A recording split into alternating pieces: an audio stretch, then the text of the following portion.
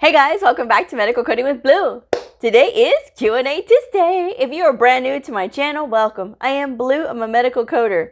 Every week I take some of the questions that have been submitted by viewer comments through emails or from Instagram, and I roll it all into an episode to bring you guys the #1 question and answer show about medical coding, airing on Tuesday. So if you'd like to have your question answered for a future episode, I hope you'll comment below or send me an email. I will include my email address in the description box below. So, thank you to everybody who submitted their question. Let's get started. All right, first question. Hello, I got the NRCCS and I'm looking for entry-level positions. Any advice on what to look for? And I asked the viewer because I had personally never heard of the NRCCS. And it is the Nationally Registered Certified Coding Specialist through the National Association for Health Professionals. So here's the thing, guys. If you are wanting to be a competitive medical coder, you want to be certified with the American Health Information Management Association or the American Academy of Professional Coders, either one of these, and all you need is one credential to start with. There are other ones out there, I guess, like this one. I personally have never seen any employers asking for these particular certificates or anything like that. I honestly like I said, I've never heard of it up until that point, and it's very important that you guys, if you are wanting to get into this field, that you do your research. Look in your area to see what credentials they're asking for, because again, not knowing what this was, you're going to be spending a lot of money for a program and a certification that you don't even know if you're going to be able to use it, okay? You want to be able to make yourself as competitive as possible, and you want to be able to get the right kind of training. Now, I know nothing about the structure of the training for this NRCCS, so I really can't say. So I'm letting you guys know that right now. But what I am saying is this. Again, employers are going to be looking for a particular do association credentials, either with AHIMA or AAPC. So you want to make sure that you are selecting the right credential to sit for once you do complete a program. And don't let these trade schools or these online schools pressure you. I've gotten many complaints lately from people who are saying, well, this school pressured me, that school pressured me into signing up. I signed up and now they're not helping me. Guys, they have a quota to meet too. These schools are, at the end of the day, are businesses, and they have to protect their business, and they have to get as much money and revenue in as they possibly can. They're going to tell you everything that they can to entice you to get into the school, because it is difficult to get adults to go back to school because a lot of times adults don't want to go back. It's just like, for whatever reason, it's too much. But I always tell everybody in my audience that going to school is just temporary. Having a career that you love is a lifetime. And, it's so important because life goes by like that. And it's fleeting. And you want to make sure that whatever you do in life, whatever career path you decide, that it is going to be something that you truly do enjoy. I truly do enjoy medical coding, okay? Which is why I created my channel. I created my channel to help people. I created my channel to share this information about the field and all the other stuff that's not covered in schools, right? Like how to talk to providers and how to handle it when you have issues with coworkers and things like that. So all of these things to be said, it is up to you, but always ask lots of questions. And when it comes to looking for any like entry-level positions, trying to get in, I've always recommended trying to get in through medical billing, prior authorizations, risk adjustment, anything in medical records, because a medical records position will put you around the people that are doing the hiring, because it's typically in their health information departments. And so if they know that you're a medical coder, eventually you're going to make your way into the coding part if you don't start in that medical coding right away. It is possible, guys, to start in medical coding right away, as far as not right away, but like your first job, because that is what I did. I have been a medical coder the entire time I've had my credential, and it took me a couple of months before I got in, but I got in. It is a challenge part in the beginning, and like I said, I really wish that would be something that would change about the industry. But in the meantime, I hope that with the experience that I've shared with you guys, that it will encourage you to continue to keep looking for a job. Make sure your resume looks good, spruce it up if you need to. I do resume reviews. My rates are in the description box below if you're interested in that. You can also reach out to a career counselor and have them look at your resume. Make sure that you are consulting the job listing itself too, so that you can make sure that, if you possess any of those skills, that is also on your resume, and that you have a really good cover letter. People tend to overlook the cover letters, and that is something that is to their detriment, because you end up missing out. Your cover letter can't sound like everybody else's. I'm just saying. But that is, when it comes to entry-level positions, those are the ones that I do recommend. I recommend also that if you are looking to get into a program, that you do your research and look in your area to see what certifications they are looking for in your area, so that you know which association to go sit for first. All right, so next question. Hi, Blue. You are so bubbly. Oh, thank you. I just love your optimism, girl. By the way, as getting certified as an HIM from Canada, is it also accepted to practice in most U.S. companies? Thanks. So the requirements and the education in Canada is a lot different from here, right? Because we have our certification programs and things like that. From what I have been able to gather, and the information that I got is kind of spotty, because they did a industry poll, and from this thing that I saw on the HEMA website, and they had took a poll from the U.S., Australia, England, and Canada, and in their poll they were asking about salary, and they were asking about education and things like that. So in Canada, they didn't really respond back in some of the categories of questions, but the way that they do things is a little different. So if you are looking to be employed here in the US, then you need to look at a HIMA or AAPC. As far as how that translates from Canada, I really can't answer that, because I don't know. All I do know is that in Canada, they do place a higher educational requirement, because they do want you to have a degree. So that is something that I have been able to glean from my research. It may be different, and so I don't know, but that is what I've been able to come up with. But again, if you want to be working in the US, you need to be with a HIMA or AAPC. So next question. I appreciate you for this. I want it, because I was talking about the study tips, and study tips for busy people, okay? And they said, I want to study, but I can never quite figure out when to study. I just got to figure that out. So a lot of times when we get into these situations, right, it's like we know we have a task, but where do we start? And then we just start overthinking, and then it's just like, okay, now I don't know where to start, so I'm just not going to start. You got to start somewhere. And in the video, I talk about looking for those times when you have those little holes in your schedule. And yes, all of us, most of us, I should say, most of us are guilty of spending time on social media, right? Whether it is through Facebook or YouTube or TikTok or Instagram or Twitter, any of those, we're spending time entertaining ourselves, looking at videos and things like that. That is valuable time you can be using to study, okay? I've also mentioned in your car, if you are driving to work and you have, let's just say you have a 20-minute drive to work every day, okay? Well, you know what? Even better. You have a half-hour drive to work every day.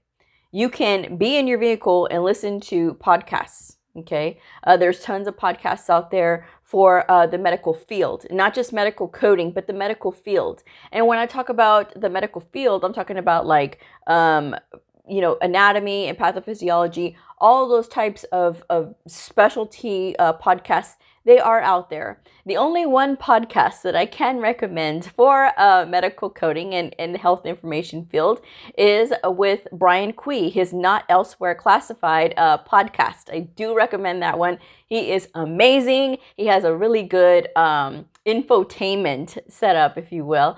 And I really do enjoy Brian Quee's Not Elsewhere Classified podcast. So check it out if you are listening on Spotify or something like that, or any place that you are listening to podcasts. But again, going back to the fact that you need to look for those times to squirrel in. Okay, so say you got a half an hour, so you can listen to like a anatomy podcast, and that's 30 minutes on your drive to work. You're just listening to it. You don't have to read. You don't have to look at anything. You're just listening. And then on your way home, there's another 30 minutes there that you're sitting in the car and you're listening to whatever podcasts you want to, or whatever information that you want to. That is 1 hour that you've studied. Okay, that's just 1 hour sitting, not doing anything, but just listening. Because even though you may not be looking at something, your brain is still being engaged. Like, hey, we're listening to this. Because how many times have you listened to your favorite song, right? And then you can just sing it off the top of your head. And you don't even have to have the words, right? Because you've been listening to it. Your brain has an incredible ability to be able to record. I've been able to recall conversations before. Right? And just been able to be like, okay, yes, I remember saying this, this, and this, and I remember you specifically saying this. Because in your brain, it has that ability to be able to record. So that is 1 hour you could have spent. That's 5 hours during the week already. By having little effort other than listening to a podcast. There's also your 30 minutes on your lunch break. If you're at work, if you have 30 minutes for lunch, you can plug in your headphones and be listening to something, or be reading while you're eating, or eat and then, eat and then eat and then eat, eat and then read. 15 minutes to eat, 15 minutes to read, or, whatever the case may be. You still have your breaks during the day, okay? 15-minute breaks. If you got 2 15-minute breaks during the day, that's 30 minutes that you can be reading. You can be looking at flashcards.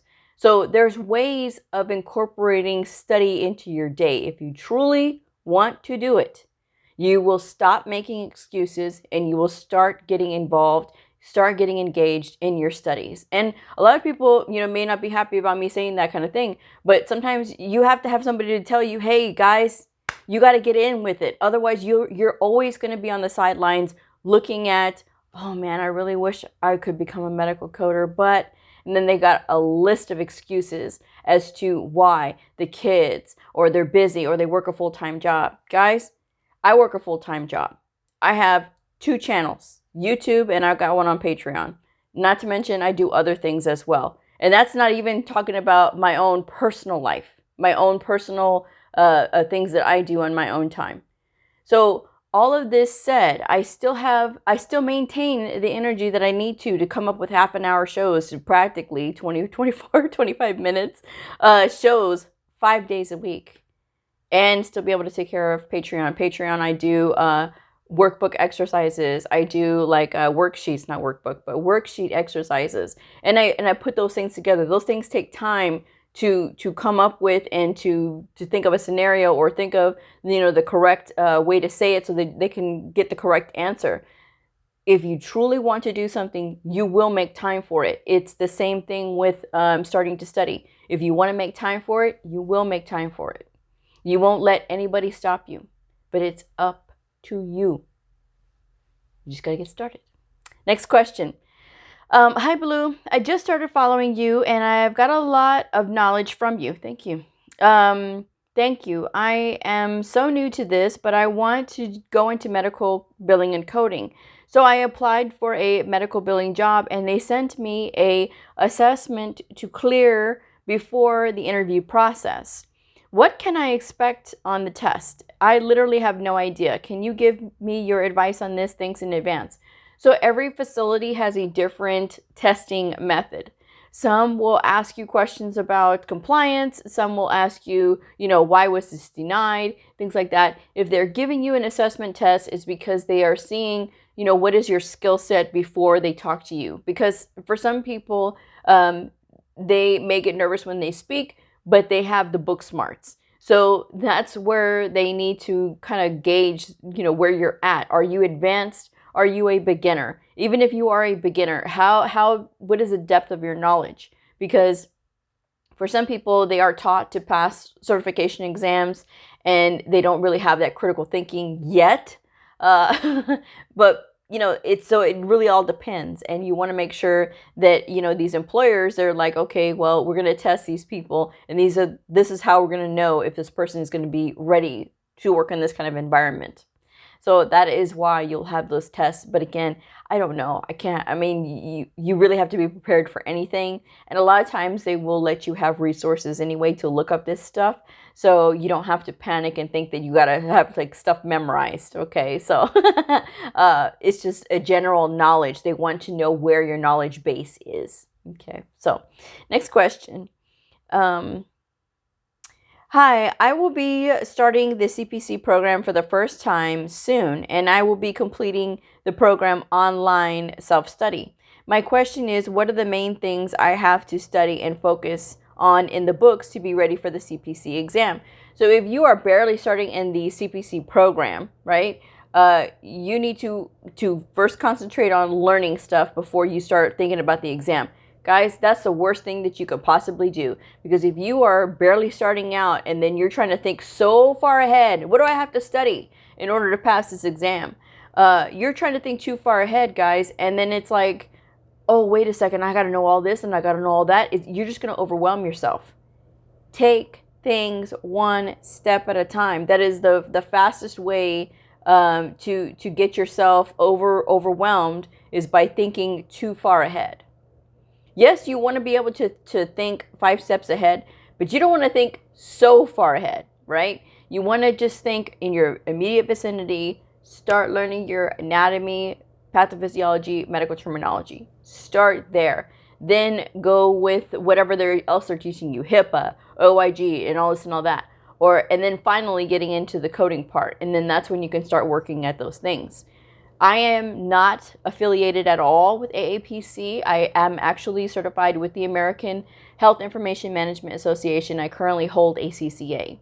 The thing with the CPC is they have the breakdown of the exam on their website. If you are truly curious about what it is that you're going to be being tested on, even though you have no idea yet how to even code, and you want to know what's on the test, again, you're setting yourself up there, okay? But if you want to know, it's on the breakdown of the domains is on the website. It'll tell you how many questions of what subject and so on and so forth. So if you're really curious, go directly to the associations themselves, so that way you can find out. AHIMA has the same thing as well. They will break down the percentage in domains, what the breakdown of the test actually is. But I recommend that you do not put the cart before the horse, and that you start off with what you are studying first. Learn everything that you can, then start worrying about the test. Because again, if you put that too much into your mind in the beginning, you're going to set yourself up to fail. Okay, that is just my advice. All right. Next question. How do you set yourself up to work for different clinics? Well, I have worked in several different clinics before. And the way that I have found that helps me to set up to work in a new clinic that I've never worked in is to start by asking questions, getting to know the staff and who am I going to be coding for, right? Then I will look online at the different websites about that particular specialty. When I had to do this for the pulmonary clinic was in a lot of trouble. The pulmonary clinic needed severe resuscitation bad. And so I was called in to bring it back up to par. So again, I had coded some of pulmonary before working with internal medicine, things like that. But it wasn't as specialized in specialty setting type deal.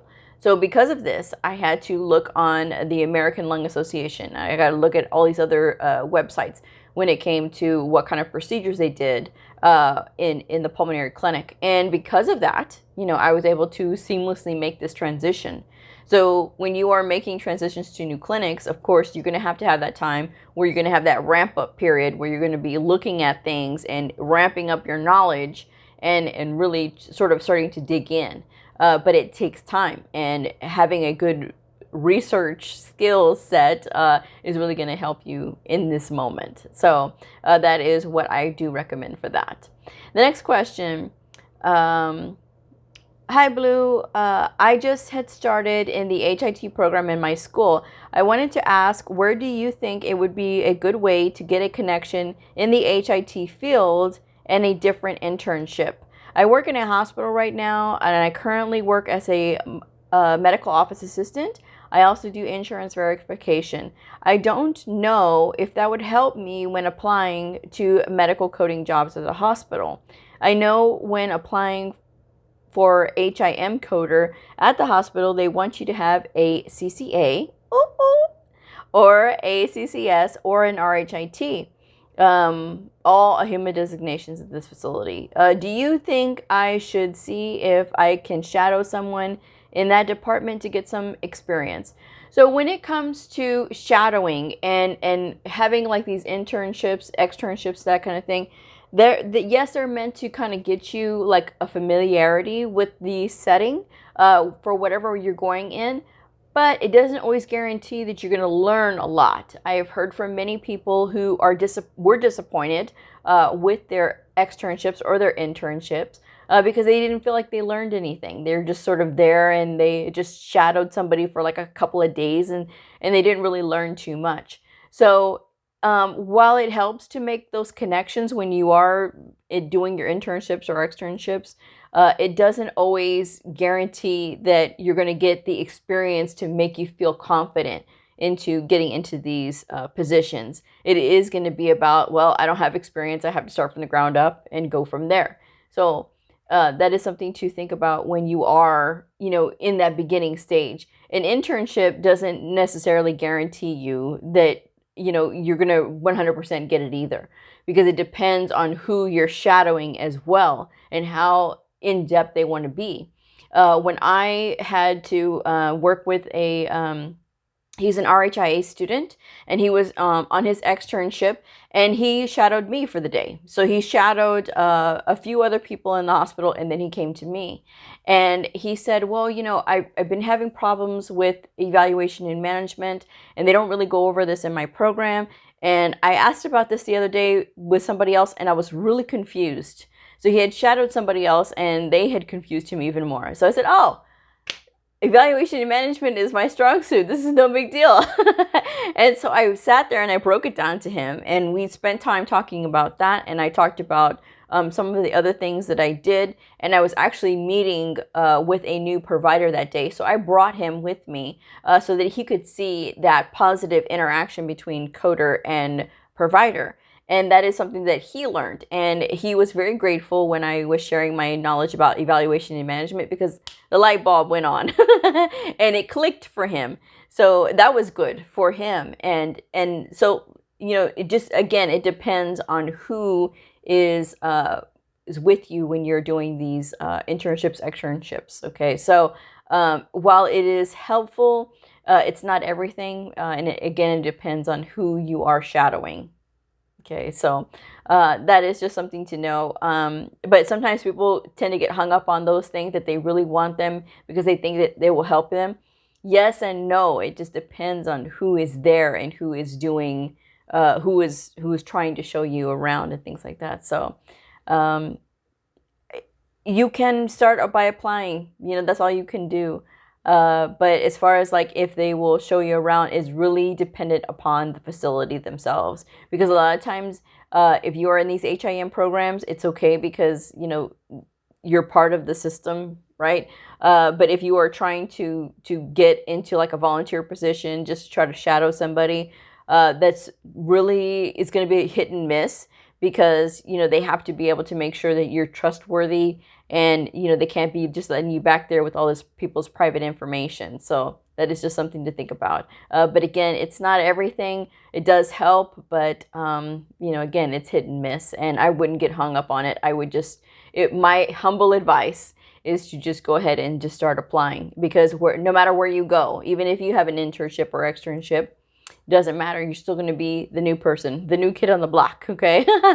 So you're going to have to get in there, and basically it's sink or swim time, right? And failure is not an option at that point. You know, you want to make sure that you are getting in there and going for it. Okay. So I'm going to go ahead and wrap this one up.